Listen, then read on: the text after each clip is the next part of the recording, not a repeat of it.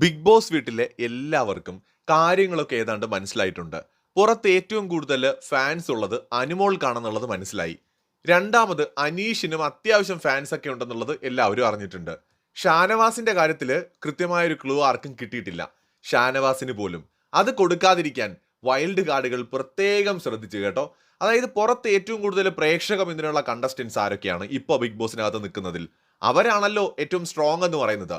ഈ ഒരു ഗെയിം ഷോയിൽ ഓഡിയൻസ് ആർക്കൊപ്പമാണോ ആ ആള് സ്ട്രോങ് ആണ്. ആ നിലയ്ക്ക് ഏറ്റവും കൂടുതൽ പ്രേക്ഷക പിന്തുണയുള്ളത് അനുമോൾക്ക് തന്നെയാണ്. ഇപ്പോൾ ഏതാണ്ട് 2-3 ദിവസം മുമ്പ് നമ്മൾ നടത്തിയ ഒരു പോളിൽ പോലും ഏകദേശം 2.5 ലക്ഷത്തോളം ആളുകൾ വോട്ട് ചെയ്തിട്ടുള്ള ഒരു കമ്മ്യൂണിറ്റി പോളിൽ 41% പേരുടെ സപ്പോർട്ട് അനുമോൾക്കുണ്ടായിരുന്നു എന്ന് കാണാൻ കഴിയും. രണ്ടാമത് അനീഷിനായിരുന്നു 22% പേര്. ഷാനവാസിന് 20% പേരുടെയും നൂറയ്ക്ക് 16% പേരുടെയും സപ്പോർട്ടുണ്ട്. അപ്പൊ ഇവര് 4 പേരും ഈ സീസണിൽ ഏറ്റവും കൂടുതൽ പ്രേക്ഷക പിന്തുണയുള്ള കണ്ടസ്റ്റൻസ് ആണെന്നുള്ള കാര്യത്തിൽ ഒരു തർക്കവുമില്ല.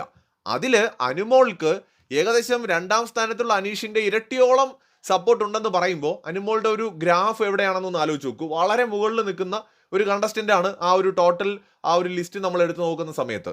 അപ്പോൾ അനുമോളുടെ ഒരു ഫാൻ ബേസ് പുറത്തു നിന്ന് അകത്ത് വന്ന കണ്ടസ്റ്റൻസിലൂടെ വൈൽഡ് കാർഡുകളിലൂടെ പലരും അറിഞ്ഞിട്ടുണ്ട്. റെനയുടെയും ബിന്നിയുടെയും ഒക്കെ മലക്കം മറിച്ചിലിന്റെ കാരണങ്ങളിലൊന്ന് അതായിട്ടാണ് എനിക്ക് തോന്നുന്നത്.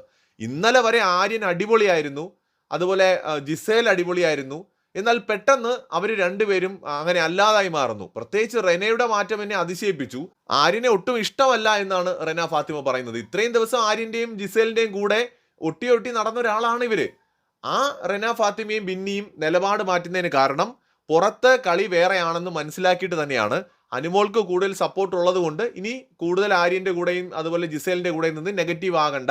മസ്താനിയിലൂടെയൊക്കെ ആര്യൻ അത്യാവശ്യം കട്ട നെഗറ്റീവ് ആണെന്ന് റെന ഫാത്തിമ അറിഞ്ഞിട്ടുണ്ട്.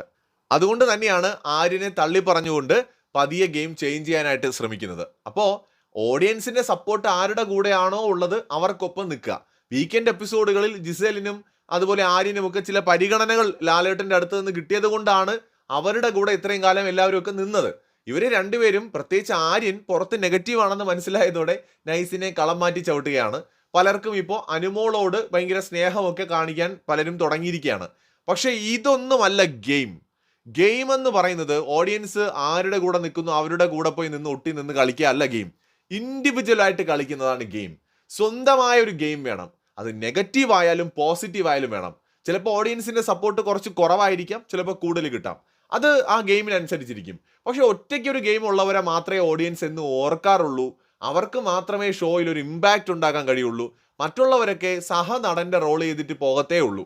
ഇപ്പൊ ഇതിനകത്ത് നെഗറ്റീവ് ഗെയിം കളിക്കുന്നവർ എന്നും അറിയപ്പെടും, പോസിറ്റീവ് ഗെയിം കളിക്കുന്നവരും അറിയപ്പെടും. പക്ഷെ ഇവരുടെ രണ്ടുപേരുടെയും കൂടെ കറങ്ങുന്ന ഉപഗ്രഹങ്ങളെ ആളുകൾ മറന്നാലും ഈ രണ്ടു കൂട്ടരെയും മറക്കില്ല. അപ്പൊ അതുകൊണ്ട് ഇൻഡിവിജ്വലായ ഒരു ഗെയിം കളിക്കാൻ ശ്രമിക്കുന്നത് തന്നെയായിരിക്കും എല്ലാ കണ്ടസ്റ്റൻസിനും നല്ലത്. കൂടുതൽ അപ്ഡേറ്റ്സുമായി വീണ്ടും വരാം.